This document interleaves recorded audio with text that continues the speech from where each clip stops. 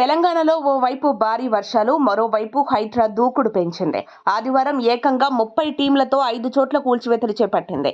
భారీ పోలీస్ బందోబస్తు మధ్య రెవెన్యూ, మున్సిపాలిటీ అధికారుల సమక్షంలో అక్రమ కట్టడాలను నేలమట్టం చేస్తోంది. ఈ క్రమంలోనే హైడ్రా కూల్చివేతలపై బీజేపీ ఎమ్మెల్యే రాజాసింగ్ కీలక వ్యాఖ్యలు చేశారు. ఆదివారం ఆయన మీడియాతో మాట్లాడుతూ హైడ్రా అధికారులు ఓవైసీకి చెందిన ఫాతిమా కాలేజీని ఎప్పుడు కూలుస్తున్నారని ప్రశ్నించారు. ఫాతిమా ఓవైసీ కాలేజ్ విషయంలో సీఎం రేవంత్ ఎంఐఎంతో కాంప్రమైజ్ అయ్యారా, లేక అక్బరుద్దీన్ ఓవైసీ వార్నింగ్ ఇస్తే భయపడ్డారా అని బీజేపీ గోషామహల్ ఎమ్మెల్యే రాజాసింగ్ సంచలన వ్యాఖ్యలు చేశారు.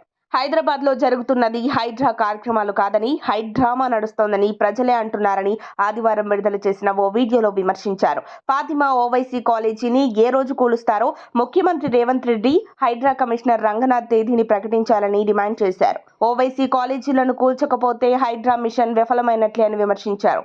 ఓవైసీ కాలేజీలను కూలిస్తే ముఖ్యమంత్రి రేవంత్ రెడ్డి హీరో అవుతారని సూచించారు. కాగా అక్రమ నిర్మాణాలు చేసిన అక్రమార్కుల పాలిట హైడ్రా అధికారులు ఉక్కుపాదం మోపుతున్నారు. ఆదివారం ఒకేసారి నగరంలోని 3 చోట్ల కూల్చివేతలు చేపట్టింది.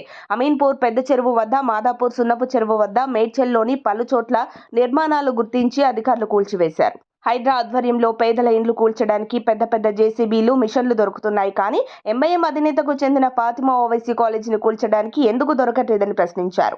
పేదల ఇండ్లను వెంటనే కూలగొడుతున్నారని, ఫాతిమా ఓవైసీ కాలేజీని నేలమట్టం చేసి కాంగ్రెస్ ప్రభుత్వంలో రేవంత్ హీరోగా నిలవాలని రాజాసింగ్ తెలిపారు.